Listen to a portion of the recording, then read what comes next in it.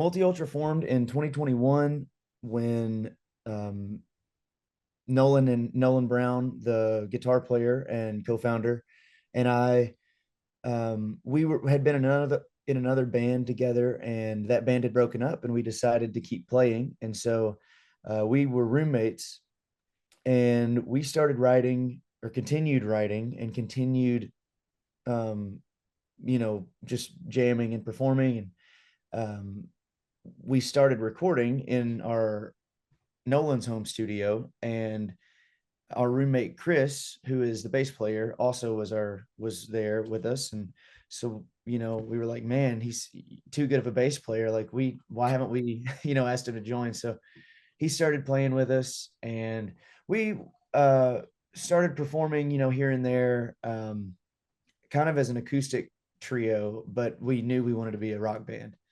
And so eventually we went through a few drummers, but eventually we met Christian Kaplan, who is the drummer with us now. And um, yeah, there are quite a bit of venues for rock bands, believe it or not, in Nashville.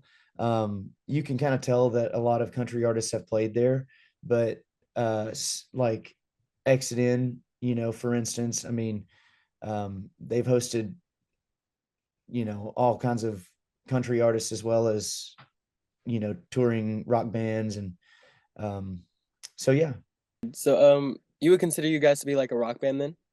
Yeah, yeah. Definitely got our roots in like classic rock and modern rock, but we kind of would, I guess, describe ourselves as like an alternative rock. We're um not really straight up rock and roll, like not really Guns N' Roses, not really like um we were influenced by a lot of those bands, but it's definitely we're trying to harness a bit of a more modern sound, Yeah. and are kind of looking to like Blink 182, Cage the Elephant, The Killers, a lot of those more modern bands to kind of figure out where they left off and see if we can take it further. Yeah. So you mentioned some of your inspirations. I mean, did you set out to do that just because you're inspired by those people, or was it a different reason that kind of drew you into rock? Yeah, so I think we all kind of got into when we started playing our instruments, it was kind of what gave us that dopamine boost. And it was something about that rebellion when we were maybe teenagers that drew us to rock and roll. And we all have many different influences. We are definitely influenced by country music and pop music and maybe disco a little bit, just like a lot of um I think you kind of, as a musician, have to be open to other genres and other sounds, and that's how you grow and learn.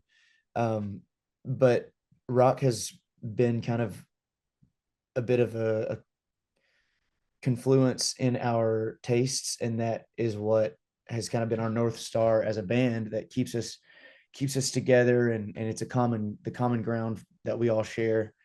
And I think that, you know when starting out, it's nice to find kind of where everybody can excel and then build upon that foundation, instead of building in one direction that maybe not everybody is comfortable with growing in that direction yet. We Yeah, all have to grow together. So, yeah, yeah. of course. Yeah, Well, you kind of mentioned some roots in country as well as a lot of other genres, but Nashville's sort of like known more for country, right? So, for what's it sure. like as an artist who's outside of that genre, really trying to like make it in Nashville? Yeah, well, there's for an artist outside of country music, is there's definitely a lot of opportunities if you seek them, to like there's Whiskey Jam that is primarily a country showcase, but there are plenty of rock bands that play there. And there are, like I said, Exit In is primarily maybe a rock venue, but there have been tons of country artists that have played there. Willie Nelson, all kinds of um, artists there. I mean, there's a lot of rock bands on Broadway, believe it or not. Um, and I think now, especially with the internet, it's not as black or white as it used to be, maybe, in that,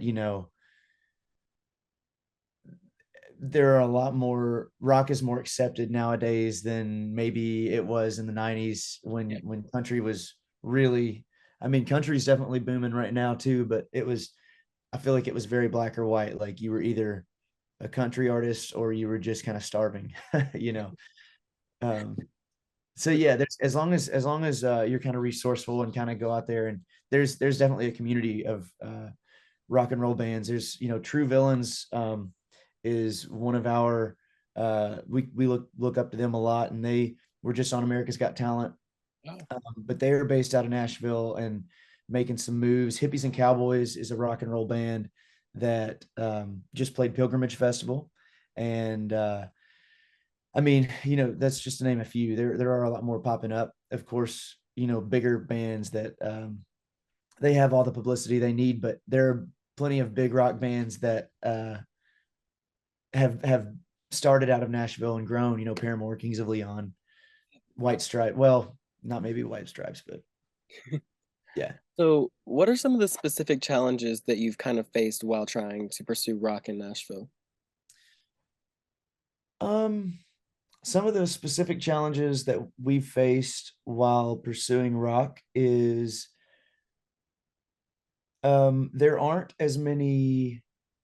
I've never really thought of it as being because I'm a rock artist and not a country artist, but um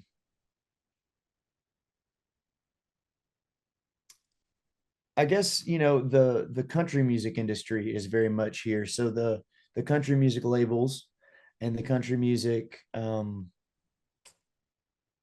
like the Grand Ole Opry, of course, is based out of Nashville. And so maybe that's kind of a world stage. They kind of, if you're on the Opry, then everybody, you've pretty much made it, is what they all say. You pretty much made it if you play the Opry. So, there's not really a stage like that in Nashville for rock artists, but I've never really looked at it as like maybe a challenge, especially because we have the benefit of the internet. We do have access to a lot of information and a lot of research with the internet to learn how to get ourselves out there independently without labels, without that sort of stage. Um, but maybe there's just more work that has to be done independently versus with the help of the industry. Yeah. Well, that's kind of where I was leading with my next question also is just, it doesn't necessarily have to be a bad thing. There could be benefits to it. Are there any benefits to doing something outside of the norm in a city like Nashville? Absolutely, yeah. Yeah, the benefits of doing something outside of the norm, specifically in Nashville, is just that you kind of get to learn as you grow and fail, which is very important, I think, in growing. I think that it's important to try new things and fail and figure out what went wrong so that next time you can do it differently or adjust maybe just a little bit or however as much. And you get to grow in your own time. Sometimes it can be a little bit like trying to fit a square peg into a round hole. If you don't give yourself time to kind of marinate and absorb like what you're learning, you kind of feel like you're just being dragged around maybe.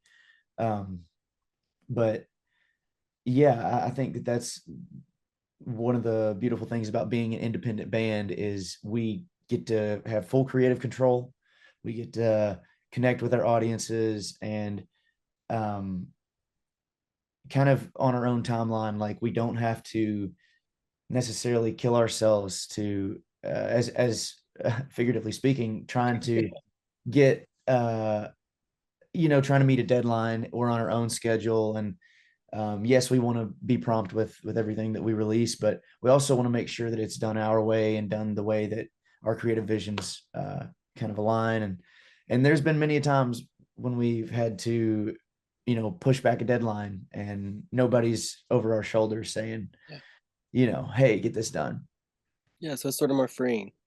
Yes, yeah. So you spoke about venues like Exodus. I've also seen you guys play at the Basement a few times, and you Yeah, have an upcoming show at the Basement too. But I've noticed kind of going through their list of artists, they have a wider range of artists who play there. Could you explain like kind of the vibe of that venue? Is it more country? Is it more, or is it just anything goes? it's definitely anything goes at the Basement. There, I've seen like singer songwriter folk artists play there. I've seen reggae bands play there. The cool thing, I will say, the cool thing about specifically the Basement, but also Nashville in general, is that it's just very much, it's very accepting of musicians. And there's not very many venues besides the exclusive venues such as like the Grand Ole Opry that maybe would be completely closed to having. And I've even seen Hozier at the Grand Ole Opry, so I can't even say like, that they're definitely high up there, but I can't even say that they wouldn't let a rock artist play.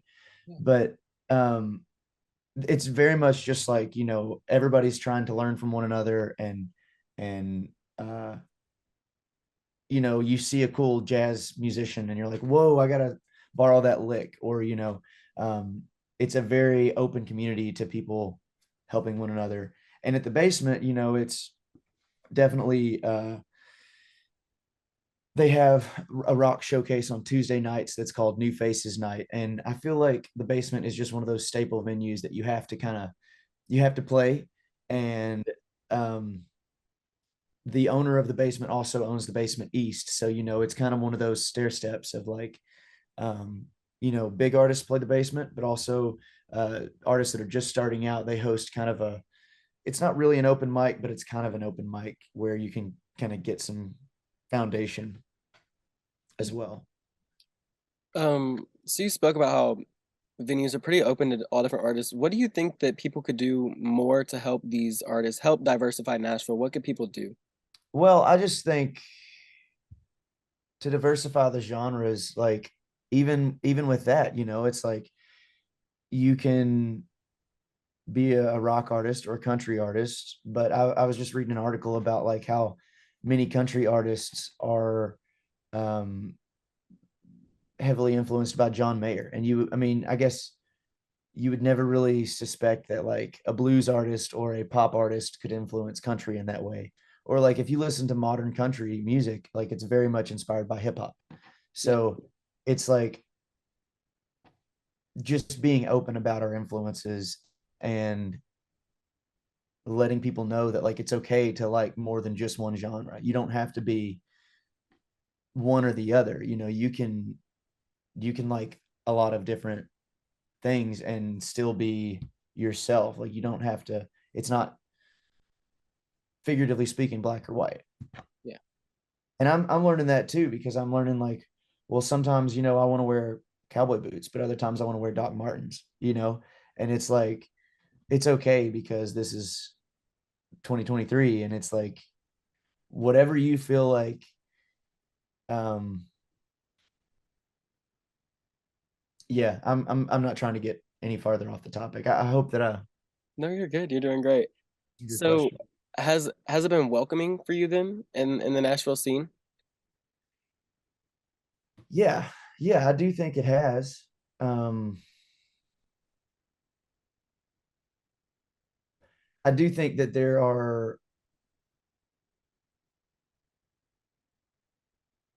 I do think it has been welcoming to me in the Nashville scene, because I have tried to insert myself. I've tried to be resourceful and put myself in those situations of opportunity.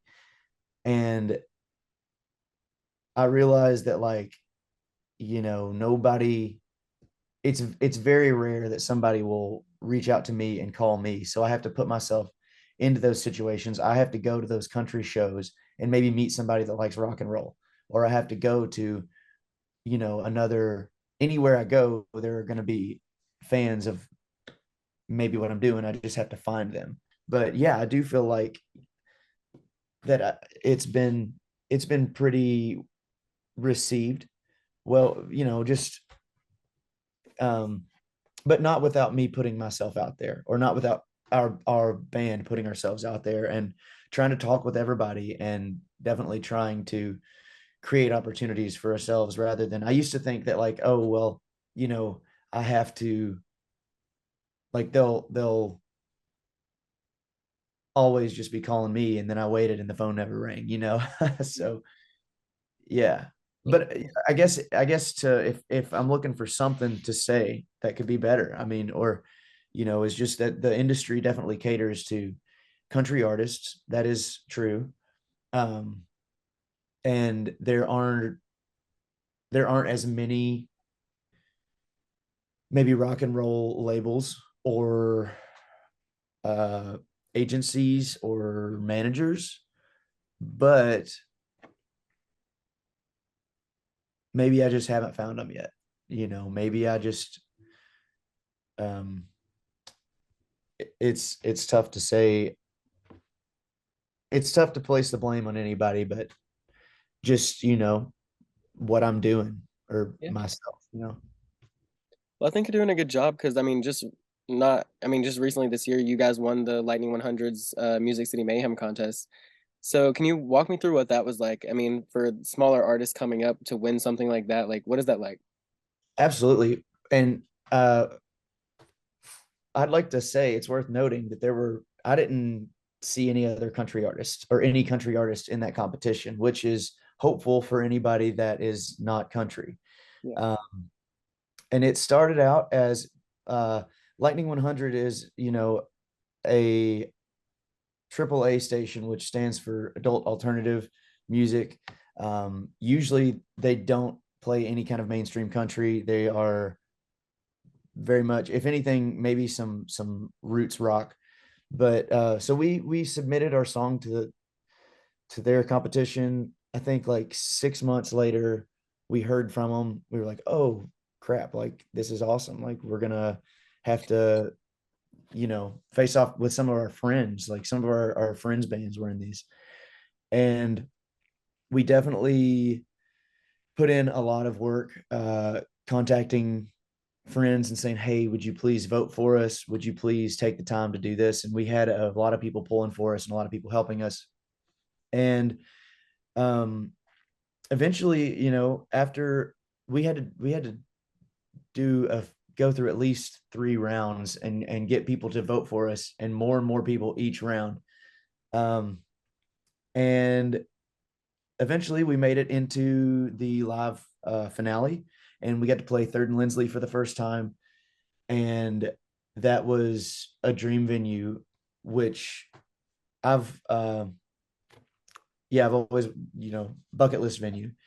And we played there against some very highly talented songwriters and skilled musicians. And um, we just had a lot of friends that helped us out. And, we practiced really hard trying to put on a good show and trying to make sure that we sounded the best that we could. And uh, yeah, we were very surprised when we found out that we had won. And you guys over at the Wave definitely helped us get the word out, and we were very thankful because that was the first time when we played at the Wave. It was the first time we had played "It's Not Summer Without You," and that song hadn't even been released yet. And yeah, we got to perform all original music, and there were a lot of really cool Nashville companies such as like Switters, Ice Tea that put in. They gave us a year's like subscription delivery of free iced coffee, which is awesome. Um, Lightning 100 is still giving us airplay. Um, there's Nashville Denim Company won some speakers from Adam Audio. There was a lot of people that really pulled together to make the grand prize really special. And we also met a lot of cool artists through that. But it is that's why I say it is worth noting, no country artists were in that. As far as I know, there's not a country. There are a lot of just as many people in the industry that are pulling for country music. There are a lot of people in the industry in Nashville that are also trying to give a platform for uh, other genres, there's a really big genre of like indie pop, you know, like uh yeah, so it was a great experience. Good. I'm glad that was great for you. But is there anything that you'd like to say or add, or anything that I should have asked that I maybe didn't? No, you've done an awesome job. The only thing I would like to add is that we Multi Ultra are playing Get Happier Fridays, October 13th at the basement. We go on at 7:30. It's a free show. It is 21 and up, but it's free, and it's the first free show that we've done in a long time. And there are some other awesome bands that are going to be playing there as well. And it's nice that it's kind of an earlier show. Um, and that's really all I got. You can stream our music on Spotify. We've got it on YouTube, Apple Music, wherever you listen to your music, you can find our music. Um, and we're enjoying learning TikTok. We're posting more on TikTok. So, Got you. All right. Well, thank you so much for meeting with me today, answering all my questions. so thank you so Yeah, much, Trey. I really of appreciate course. you. Thank you for joining me today. Yeah, see ya. Thanks. See ya.